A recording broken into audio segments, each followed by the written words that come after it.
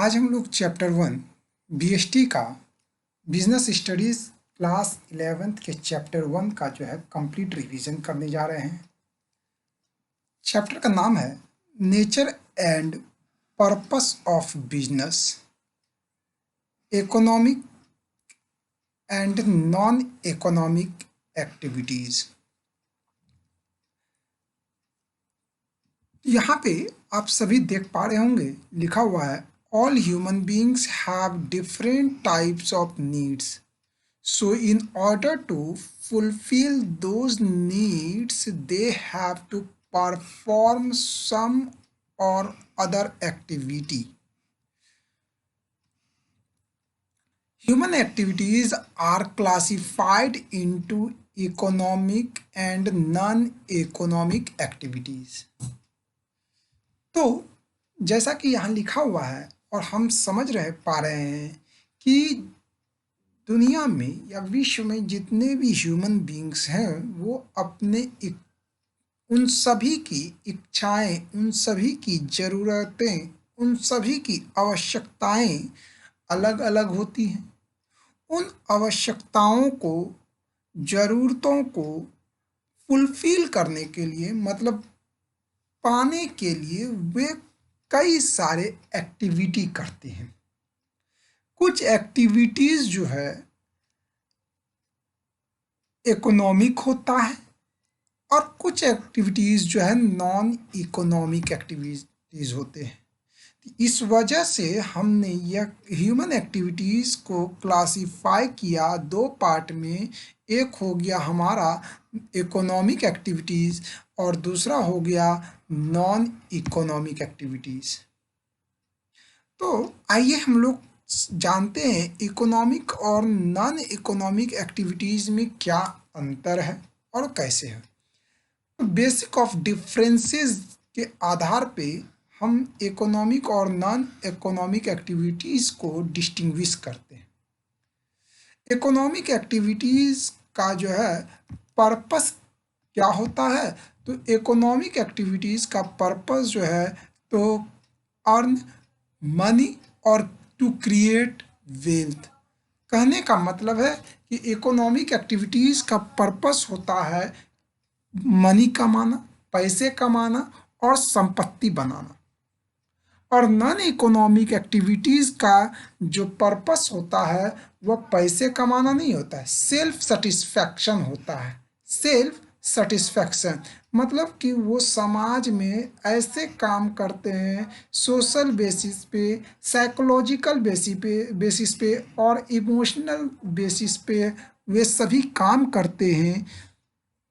उस एक्टिविटीज़ को मतलब कि अपने मन के मुताबिक, अपने मन को खुश करने के लिए, अपने सेल्फ सेटिस्फैक्शंस के लिए क्या करते हैं, वो कुछ ऐसे काम करते हैं जिनसे उन्हें कोई भी पैसे प्राप्त नहीं होता।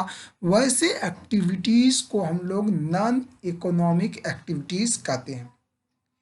तो आइए कुछ एग्जाम्पल से, एक दो एग्जाम्पल से देखने समझने की कोशिश करते हैं। जैसे एक इंसान जो है क्या करता है, फैक्ट्रीज में काम करता है, तो उस फैक्ट्रीज में काम करने के बदले उसे क्या मिलते हैं, पैसे मिलते हैं। तो people working in factories is the example of economic activities. किसी स्कूल में एक टीचर बच्चों को पढ़ाता है तो वह काम क्या होता है, इकोनॉमिक एक्टिविटीज कहलाते हैं। अब नॉन इकोनॉमिक एक्टिविटीज के कुछ एग्जाम्पल्स समझते हैं कि कोई जो है अपने घर में, एक महिला जो है अपने घर में खाना पका रही है तो वह क्या हो गया, नॉन इकोनॉमिक एक्टिविटीज़ हुआ। मतलब अपने परिवार को के पेट भरने के लिए वह क्या कर रही हैं, खाना पका रही हैं। तो वे एक्टिविटीज़ नॉन इकोनॉमिक एक्टिविटीज़ है, क्योंकि इसमें इस कुकिंग फूड के बदले उन्हें कोई भी रेमुनरेशन अमाउंट नहीं मिलेगा, यानी ना तो उन्हें सैलरी मिलती है ना ही वेजेस मिलते हैं। उसी तरह एक टीचर अपने ही बच्चे को क्या कर रहा है, अपने घर में पढ़ा रहा है। तो एक पिता अपने बच्चे को पढ़ा रहा है तो उसे क्या कहा गया, नॉन इकोनॉमिक एक्टिविटीज में रखा जाता है। ठीक है, अब इकोनॉमिक एक्टिविटीज को जो है हमने डिस्टिंग्विश किया तो 3 ग्रुप में बांटा गया। एक बिजनेस, दूसरा आपका हो गया प्रोफेशन, और तीसरा क्या कहलाता है, एम्प्लॉयमेंट। एक आपका बिजनेस हो गया, दूसरा प्रोफेशन हुआ, तीसरा एम्प्लॉयमेंट कहलाया। तो चलिए हम समझते हैं बिजनेस के कंसेप्ट को। Concept of business, business refers to those economic activities involving the purchase, production and sale of goods and service with a motive of earning profit by satisfying human needs in society। Business के concept को समझने के लिए हम लोग उसके definitions, यही आपका डेफिनेशंस भी बन जाता है। और आप कह सकते हैं कि बिजनेस उसे कहा जाता है, वह ऐसा इकोनॉमिक एक्टिविटीज़ होता है जिसमें कि हम क्या करते हैं, परचेज करते हैं, प्रोडक्शन करते हैं, सेल ऑफ गुड्स करते हैं, सर्विस प्रोवाइड करते हैं, और इन सभी का एक ही मात्र उद्देश्य होता है, क्या, लाभ कमाना, यानी प्रॉफिट अर्न करना। अब चलिए, what are the characteristics of business, business के कैरेक्टरिस्टिक्स क्या होते हैं। बिजनेस क्या है, एक इकोनॉमिक एक्टिविटी कहलाता है। इकोनॉमिक एक्टिविटी क्यों कहलाता है, तो हमने समझा कि इसका एक मकसद होता है कि अर्न मनी। दूसरा कैरेक्टरिस्टिक्स क्या हो गया, प्रोडक्शन और procurement of goods and services, मतलब कि गुड्स को प्रोड्यूस करना, गुड्स को ही बनाना और उन्हें कस्टमर्स तक पहुंचाना, सर्विस प्रोवाइड करना। यानी business includes all the activities concern with the production और प्रोक्योरमेंट ऑफ गुड्स, सारे काम को कहा जाता है जिसमें कि हम क्या करते हैं, किसी भी गुड्स को का प्रोडक्शन करते हैं अथवा प्रोक्योरमेंट करते हैं ताकि वह आने वाले कस्टमर्स को क्या कर सके, फ़ायदा पहुंचा सके। जैसे एक एग्जाम्पल के तौर पे ट्रांसपोर्टेशन, बैंकिंग, इंश्योरेंस, ये सभी क्या होते हैं, एक कस्टमर्स को क्या करता है, लाभ पहुंचाता है। लाभ इन द सेंस, ट्रांसपोर्टेशन क्या लाभ पहुंचाएगा, तो आने जाने की सुविधाएं हुई, यानी आसान कर दिया आना जाना। तो ये ट्रांसपोर्टेशन क्या है, प्रोडक्शन सर्विस है। बैंकिंग, बैंकिंग में क्या है कि वे लोगों के पैसे को सेफ रख सकता है, वो गारंटी देता है कि भैया आपका जो पैसा है सही सलामत है, तो ये सर्विस प्रोवाइड किया। तो ये क्या है, production of goods and services हो गए। इंश्योरेंस भी उसी तरह। सेल, अब तीसरा एक कैरेक्टरिस्टिक्स ऑफ बिजनेस क्या होता है, सेल और exchange of goods and services. क्या कर सकते हैं कि गुड्स और सर्विसेज का सेल कर सकते हैं, रीसेल भी किया जा सकता है, एक्सचेंज आदान प्रदान भी किया जा सकता है। तो देयर शुड बी सेल और एक्सचेंज ऑफ गुड्स और services between the seller and the buyer. Seller और बायर के बीच में क्या होता है, गुड्स एंड सर्विस एक्सचेंज होते हैं। पहले के समय में गुड्स के बदले गुड्स लिए जाते थे। इस सिस्टम को आप सभी क्लास 10th के इकोनॉमिक्स में बार्टर सिस्टम के नाम से जाना है। चलिए आइए अब हम सभी नेक्स्ट बातें जानते हैं। नेक्स्ट कैरेक्टरिस्टिक्स क्या है, डीलिंग इन गुड्स, गुड्स और सर्विसेज का जो डीलिंग होता है वह कौन से आधार पे होगा, रेगुलर। कि रेगुलर बेसिस पे ज़्यादा से ज़्यादा हम क्या कर सकते हैं, इसको सर्विस प्रोवाइड करेंगे किन्हीं लोगों के बीच। There should be regularity of dealings, रोज का लेन देन होगा। इसमें बिजनेस क्या होता है, रोज के लेन देन को कहा जाता है। One single transaction of sale और purchase does not constitute business, एक सिंगल ट्रांजैक्शन से हम किसी भी सेल और परचेज को बिजनेस में नहीं रख सकते। ठीक है, पांचवा कैरेक्टरिस्टिक्स हो गया प्रॉफिट अर्निंग। पांचवा क्या हो गया, प्रॉफिट अर्निंग। इसके माध्यम ये इसका एक ही मात्र मकसद होता है कि हमें ज़्यादा से ज़्यादा क्या करने हैं, प्रॉफिट अर्न करने हैं। A business can not survive without making profits, कोई भी बिजनेस ज़्यादा लंबे समय तक सर्वाइव नहीं कर सकता जब तक कि उसमें प्रॉफिट ना हो। नेक्स्ट पाते हैं, नेक्स्ट कैरेक्टरिस्टिक्स ऑफ बिजनेस क्या हो गया, uncertainty of return. Every business invest money with the objective of earning profit, however there is always a possibility of losses। कहने का मतलब है कि इसमें जो है रिटर्न में रिटर्न के अनसर्टेनिटी की चांसेस ज़्यादा होती है, कभी भी उसे घाटा लग सकता है बिजनेस में, पॉसिबिलिटी ऑफ लॉसेस होते हैं, क्योंकि हर बिजनेस में क्या होता है, मनी इन्वेस्ट किए जाते हैं, इसमें रिस्क होता है। सातवां कैरेक्टरिस्टिक्स क्या हो गया, element of risk. All business activities, इसमें देखिए जैसे ये पॉसिबिलिटी ऑफ लॉसेज है तो ये एक तरह का रिस्क फैक्टर ही तो है, रिस्क ही तो उठाया जा रहा है। तो all business activity carry some element of risk because future is uncertain. Future जो है क्या होते हैं, अनसर्टेन होते हैं, तो कभी भी किसी वजह से क्या हो सकता है, लॉसेस या जो है रिस्क उठाने पड़ सकते हैं। जैसे कुछ example, no control over several factors, जैसे क्या हो गया, जैसे लेबर ने स्ट्राइक कर दिया, आग लग जाने की वजह से, चोरी हो जाने की वजह से, कंज्यूमर्स के टेस्ट जो है बदल जाने की वजह से भी क्या होगा, हमारा प्रोडक्ट ज़्यादा नहीं बिकेगा, तो ये एक तरह का क्या हुआ, लॉसेज ही तो हो गए।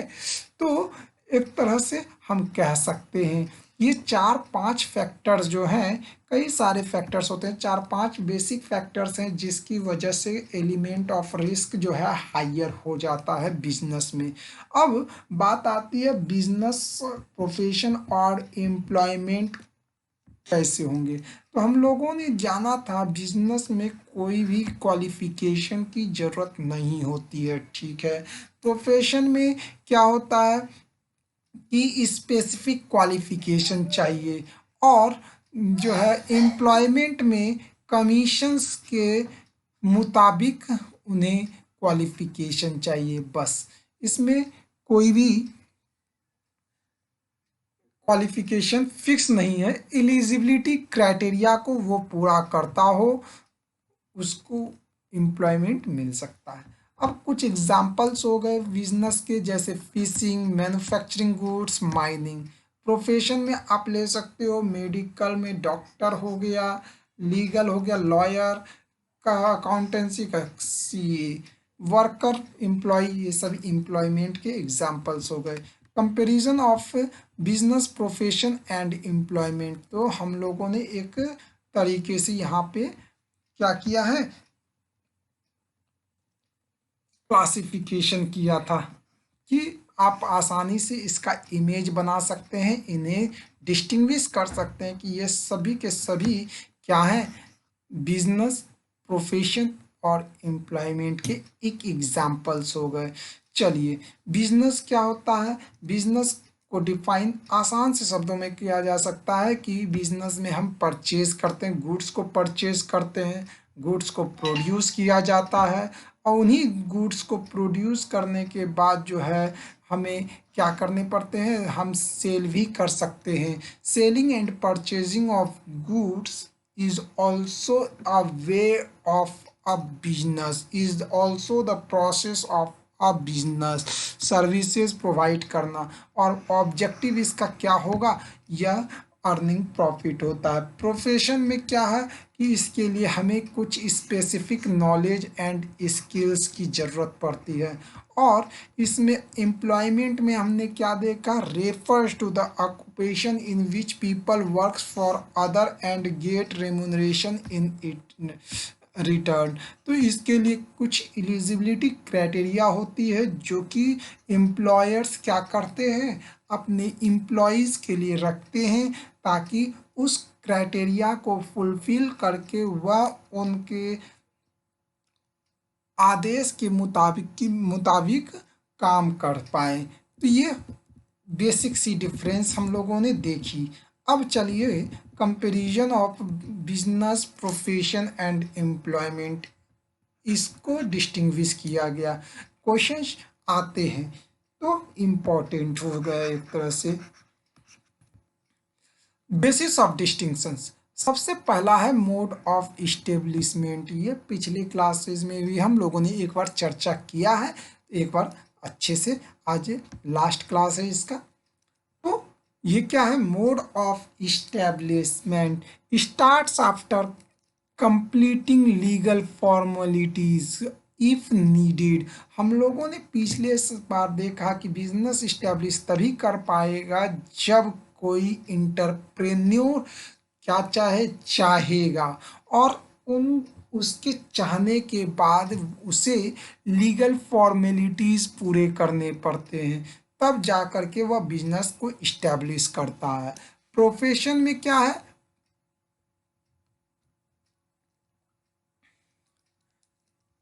जस्ट ए मोमेंट,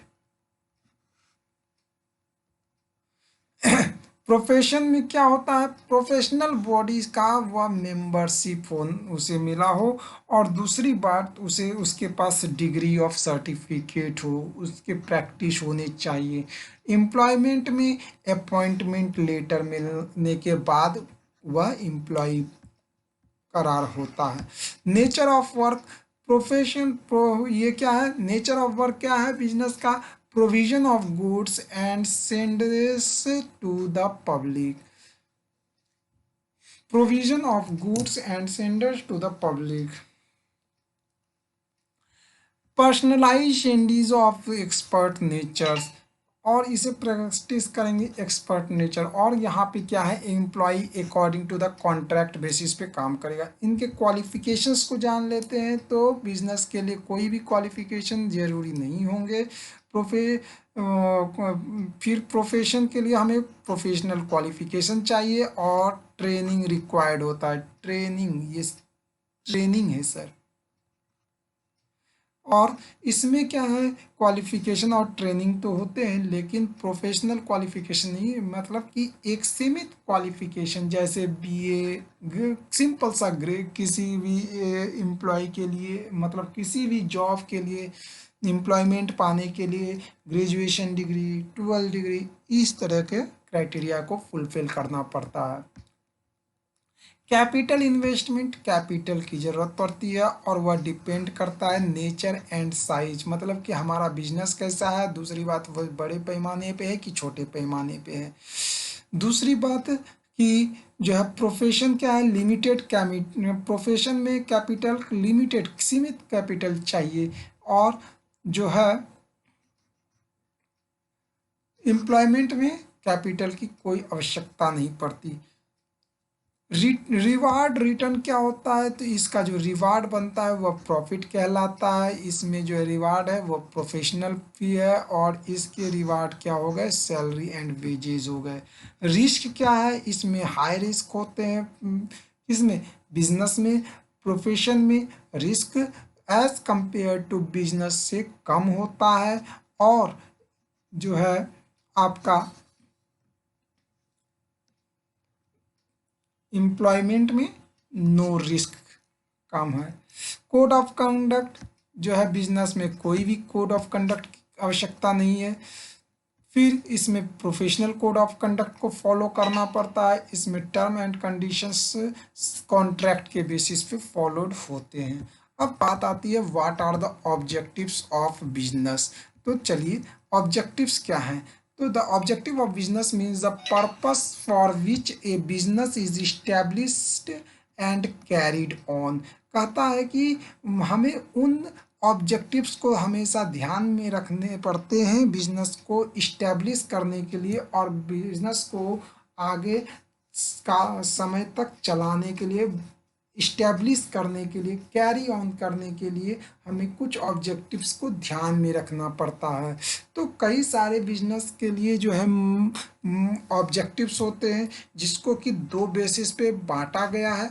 हम देख सकते हैं यहाँ पे, एक हो गया हमारा इकोनॉमिक ऑब्जेक्टिव्स और दूसरा हो गया सोशल ऑब्जेक्टिव्स। आइए हम लोग जानते हैं इकोनॉमिक ऑब्जेक्टिव्स क्या होते हैं। इकोनॉमिक ऑब्जेक्टिव्स क्या हो गया, business is an economic activity. इसका मतलब हुआ कि ये इकोनॉमिक रिजल्ट्स को भी फॉलो करेगा। तो इसमें इकोनॉमिक ऑब्जेक्टिव्स को देख लेते हैं। पहले क्या है, पहला हो गया अर्निंग प्रॉफिट। ये इसका उद्देश्य क्या होना चाहिए, प्रॉफिट अर्न करना। Profit means in excess of, इसी को सरप्लस भी कहा जाता है। तो excess of income over expenditure is known as profit और सरप्लस। नॉन प्रॉफिट ऑर्गेनाइजेशंस में हम लोगों को पढ़ना पड़ेगा जब हम लोग 12th के चैप्टर को अकाउंट्स में यूज करेंगे। The foremost and prime objectives of every businessman is to earn profit. तो हर बिजनेस मैन का जो है सबसे पहला ऑब्जेक्टिव्स क्या होता है, और सबसे प्रथम ऑब्जेक्टिव्स प्राथमिकता किस चीज़ पे देता है कि ज़्यादा से ज़्यादा मुनाफा हो। और जब तक उसे मुनाफा नहीं होगा तो वो लंबे समय तक उस बिजनेस को क्या कर नहीं कर सकेगा, सरवाइव नहीं कर सकेगा। चलिए नेक्स्ट इकोनॉमिक ऑब्जेक्टिव्स को हम लोग देख लेते हैं। इससे रिलेटेड क्वेश्चंस आते हैं दोस्तों, तो आप सभी इसे ध्यान से पढ़िए। और जो है हमने आपके लिए आसान बनाया है थोड़ा। तो दूसरा ऑब्जेक्टिव्स हो गया मार्केट स्टैंडिंग और creation of customer. Business can survive for a longer period only if it is able to capture a big share in the market. ध्यान से, मतलब कि यहाँ पे शेयर का मतलब शेयर एंड डिविडेंड्स नहीं है। यहाँ पे शेयर का मतलब है कि ज़्यादा से ज़्यादा योगदान देना है मार्केट में। अगर तभी, क्योंकि मार्केट में जब तक आपको पहचानेंगे नहीं लोग, तब तक आपका बिजनेस एक्सटेंड नहीं करेगा, स्टैंड नहीं कर पाएगा। और पहचानेंगे कब, ज़्यादा से ज़्यादा आप क्या कीजिएगा, कस्टमर्स के साथ डील कीजिएगा। It is possible only when business provides, ये तभी संभव है जब आप क्या कीजिएगा, लोगों कस्टमर्स के नीड्स को, उसकी इच्छाओं को पूरा करने की कोशिश कीजिएगा। तभी जो है आप ज़्यादा समय तक, लंबे समय तक जो है क्या हो सकते हैं, बिजनेस को स्टैंड कर पाइएगा। इनोवेशंस, इसमें अलग अलग तरह के प्रक्रिया को हम लोगों को क्या करना पड़ता है, अपनाना पड़ता है। इनोवेशंस मतलब कि इनोवेशंस का मतलब नए तरीके अपनाने पड़ते हैं। इनोवेशन, जैसे पहले के समय, एक मोबाइल का एग्जांपल ले लेता हूँ मैं। पहले लोग जो है क्या करते थे, एक टच पैड वाला जो है, कीपैड वाला जो है मोबाइल यूज़ किया करता था। आज एंड्रॉयड का ज़माना है, तो एंड्रॉयड पे ज़्यादा लोगों का रुझान है। कीपैड लोग बहुत कम खरीदते हैं। तो कि अगर कोई दुकान अगर कीपैड वाला ही मोबाइल रखे केवल, तो उसके दुकान के अंदर जो है सेलिंग क्या होगा, कम होगा। क्यों होगा, क्योंकि नए प्रोडक्ट जो है मार्केट में सस्ते और किफ़ायती रूप में मिल रहे हैं। ये जो हुआ, इसे क्या कहा गया, इनोवेशन ही कहा गया। मोबाइल का इनोवेश किया मतलब कि नए रूप में उसको एक्सटेंड किया, उसको मॉडिफिकेशन दिया गया, नए एडवांसमेंट को जो है लोगों के सामने प्रस्तुत किया। तो नए फीचर्स को ऐड करने पड़ते हैं, नए प्रोडक्ट्स को लॉन्च करने पड़ते हैं, ताकि लोग जो है सेटिस्फाई हो और उनके मेथड्स ऑफ प्रोडक्शंस इम्प्रूव हो। जब ज़्यादा मुनाफा होगा तभी ज़्यादा समय तक उनके बिजनेस क्या हो सकते हैं, स्टैंड कर सकते हैं।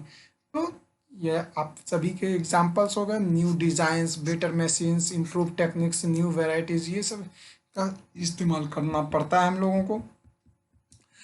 फोर्थ इकोनॉमिक ऑब्जेक्टिव्स क्या है दोस्तों? ऑप्टिमम यूटिलाइजेशन ऑफ रिसोर्सेज, जितना संभव हो सके यूटिलाइज करना है हमें रिसोर्सेज का। तो it refers to the best use of men material, money, machinery employed in the business.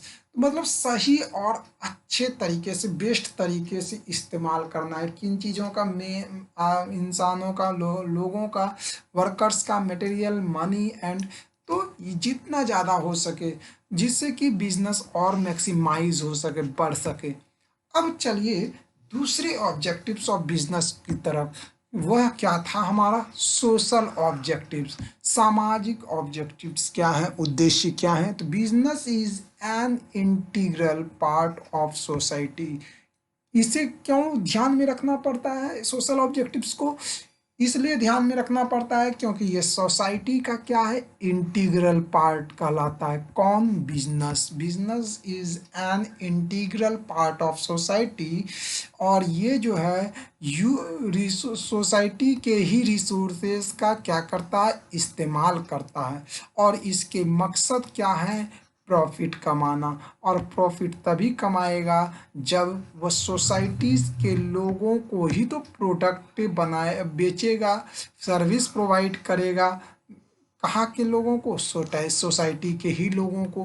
तो इस वजह से ये कैसे हो गए, ये ऑब्लिगेटरी पार्ट हो गया कि अगर हमें इन चीज़ों को ध्यान में रखना होगा कि हम उन प्रोडक्ट्स का जो है क्या करें, को बढ़ावा दें, जिससे समाज क्या करता है, ज़्यादा बढ़ चढ़ कर उसको प्रोत्साहित करता है, उसे मदद करता है, बढ़ चढ़ कर को उसका इस्तेमाल करता है, यूटिलाइज करता है।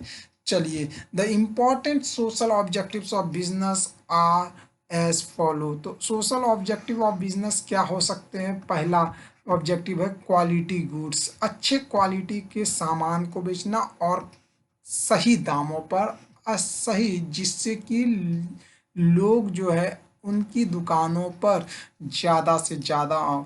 इसका मतलब ये नहीं है दोस्तों कि हम जो है जितनी कॉस्टिंग है उससे कम दामों में बेचें, बिल्कुल नहीं।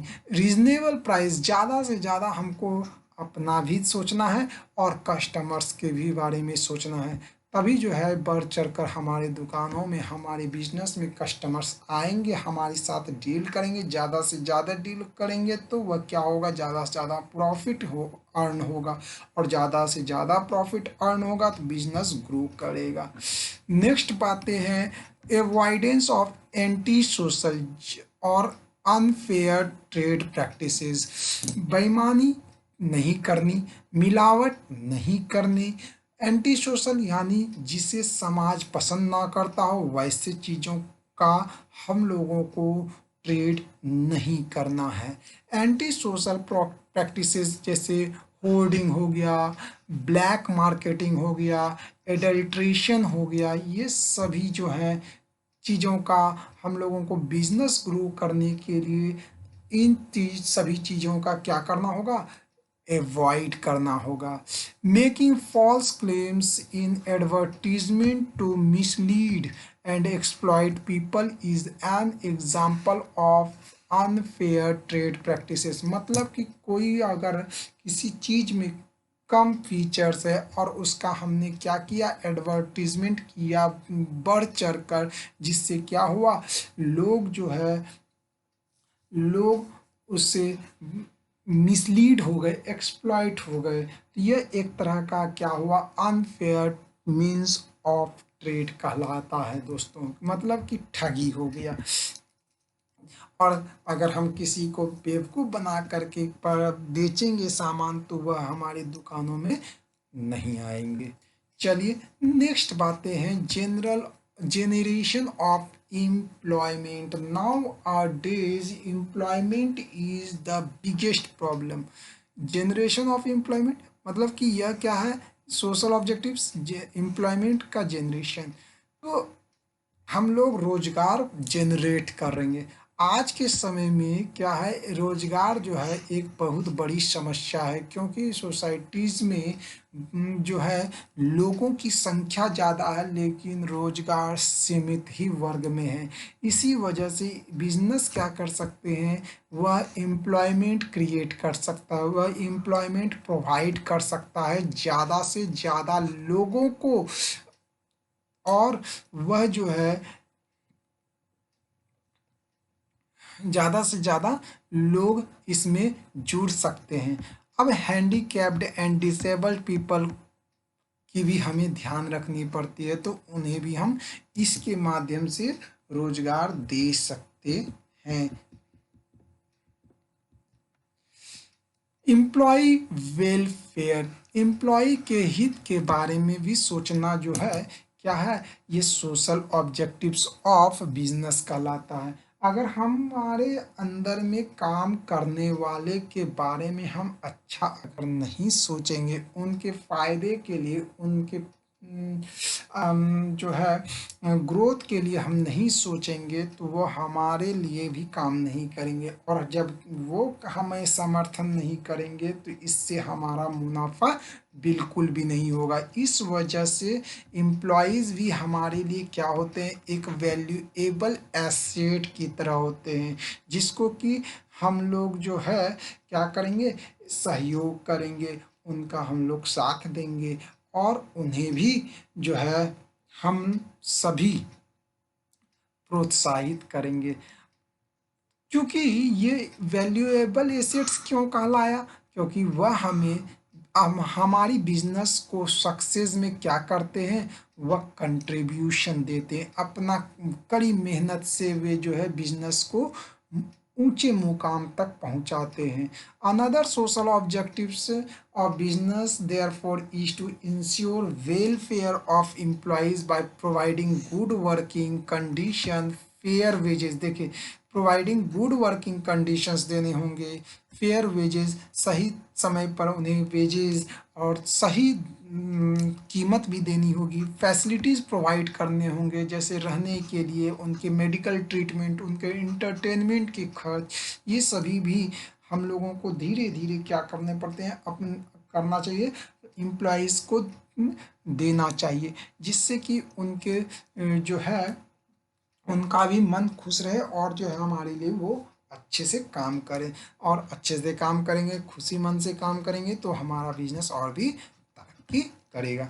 नेक्स्ट बातें हैं कम्युनिटी सर्विस। कम्युनिटी सर्विस क्या होता है, कम्युनिटी यानी कहने का मतलब लोगों का साथ, सब मिलकर। Business should contribute every something to the society where it is established and operated, library, dispensary, educational institutions. तो ये सभी क्या हुए, कम्युनिटी सर्विस ही तो हुए। यहाँ पे हम लोगों ने बढ़ चढ़ कर हिस्सा दिया, और जो है लोग यहाँ पे भारी संख्या में लोग आते हैं, तो यहाँ पे हम उन लोगों को कंट्रीब्यूट किया जा रहा है। और certain contributions which a business can make and help in development of community, और बिजनेस जो है इसको डेवलप करने में अपना योगदान देता है। Role of profit in business, business में प्रॉफिट्स का क्या रोल है, आइए हम इसे जानते हैं। Business is established for the purpose of earning profit, ये हम लोगों ने पहले भी पढ़ा कि बिजनेस को इस्टेब्लिश इसलिए किए जाते हैं ताकि हम क्या कर सकें, इस्टेब्लिश तभी वो ज़्यादा समय तक रह सकेगा जब तक कि उसमें प्रॉफिट अर्न ना हो। Profit plays a very important role in business. क्या है, तो आइए सबसे पहली बात, वह लॉन्ग सर्वाइवल में हमें मदद करता है, ग्रोथ और एक्सपेंशन में मदद करता है, हमारी एफिशिएंसी को इंक्रीज करता है, फिर प्रेस्टीज और रिकग्निशन को बढ़ाता है। तो इन चारों को हम लोग डिस्कस करते हैं। For long survival, Profit alone help a business to continue to exist for a long period. तो यही प्रॉफिट हमें क्या करेगा, अपने लंबे समय तक जो है बिजनेस को एग्जिस्ट करने में हेल्प करता है। In the absence of profit, अगर प्रॉफिट का नहीं हो तो हमें लगातार जो है क्या होते रहेंगे, बिजनेस में लॉसेस होते रहेंगे, जो कि सही नहीं होगा बिजनेस के लिए, और ज़्यादा समय तक हम लोग बिजनेस को आगे एक्सपेंड नहीं कर सकते। For growth and expansions, profit होगा तो उन प्रॉफिटों से हम लोग क्या करेंगे, अपने बिजनेस को एक्सपेंड करेंगे। तो all businessman want their business to expand and to grow, सभी बिजनेसमैन यही चाहते हैं कि उनके बिजनेस क्या हो, विस्तार रूप से बढ़े और ग्रो भी करे। तो इसके लिए किस चीज़ की आवश्यकता पड़ती है, एडिशनल कैपिटल की आवश्यकता पड़ती है, और वह एडिशनल कैपिटल हम कहाँ से निकाल पाएंगे, प्रॉफिट से ही तो निकाल पाएंगे। तो retained earning is a very good source of capital, जो हमें एक्स्ट्रा इनकम होता है एज ए प्रॉफिट के तौर पे, वह हमारे लिए गुड सोर्स ऑफ कैपिटल ही कहलाएगा। तो the more the profit is in the business, the more री इन्वेस्टमेंट बिकम्स पॉसिबल, ज़्यादा प्रॉफिट होगा बिजनेस में तो ज़्यादा इन्वेस्टमेंट बार बार कर सकेंगे।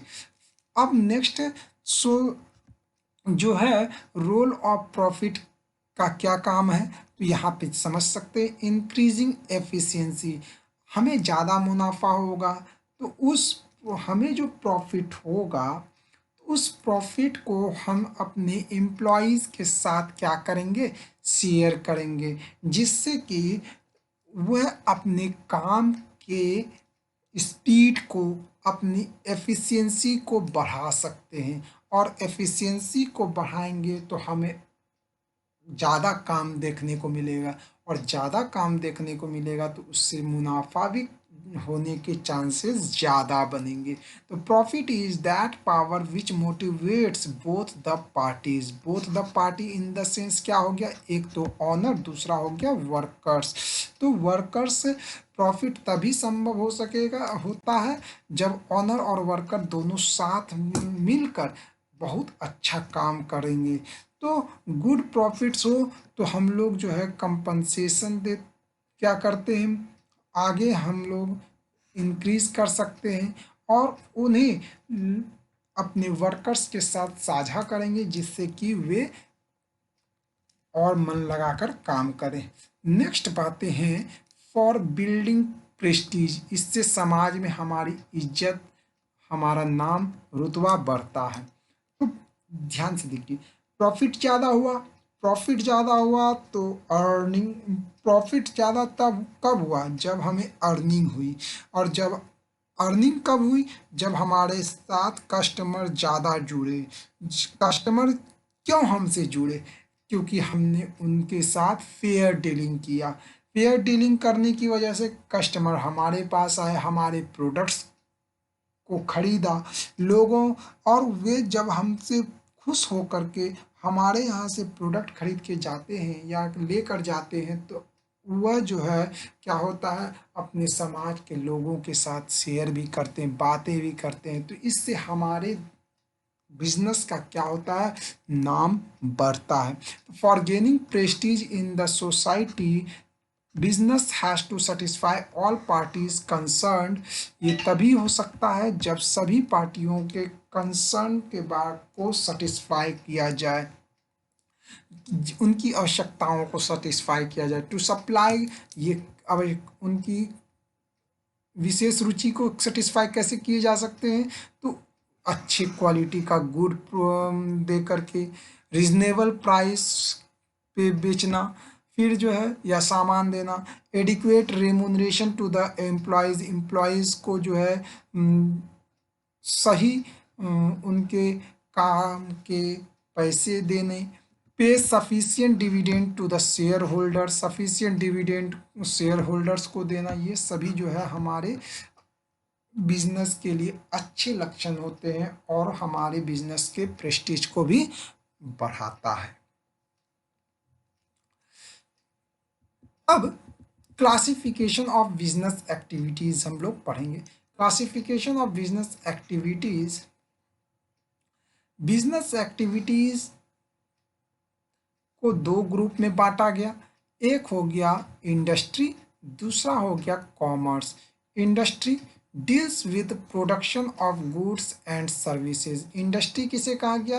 Production of goods and services का डीलिंग करना ही इंडस्ट्री कहलाया। और यहाँ पे हमें क्या करना आता है? कॉमर्स हमें उन्हीं गुड्स एंड सर्विसेज को डिस्ट्रीब्यूट करना सिखाता है। इंडस्ट्री का काम है गुड्स एंड सर्विसेज प्रोड्यूस करना, और कॉमर्स का काम है कि उन्हीं गुड्स एंड सर्विसेज को डिस्ट्रीब्यूट करना एमंग पीपल के बीच। तो इंडस्ट्री को हमने तीन भागों में बांट दिया: प्राइमरी, सेकेंडरी और tertiary. Primary sector, secondary sector और टर्शियरी सेक्टर। प्राइमरी सेक्टर में एक्सट्रैक्टिव एंड जेनेटिक यानी मैन्युफैक्चर, सेकेंडरी में manufacturing and construction, tertiary sector and service sector में हम सामान को क्या करते हैं? प्रोवाइड करवाते हैं। कॉमर्स को दो रूपों में बांट दिया गया। एक हो गया आपका ट्रेड, दूसरा हो गया auxiliaries of trade to trade. Trade दो प्रकार के हो सकते हैं, एक हो गया इंटरनल ट्रेड, दूसरा external trade. Internal trade whole trade, retail trade. External import, export, interport, entrepot. तो ये सभी हम लोग पढ़ेंगे आने वाले समय में। आज बस इसको हम यहाँ तक ही छोड़ने वाले हैं, क्योंकि ज़्यादा लंबा वीडियो होने का मतलब है ज़्यादा MB खर्च होना, और आप समझ सकते हैं। खैर, ये ऑक्सिलरी टू ट्रेड्स क्या हुआ?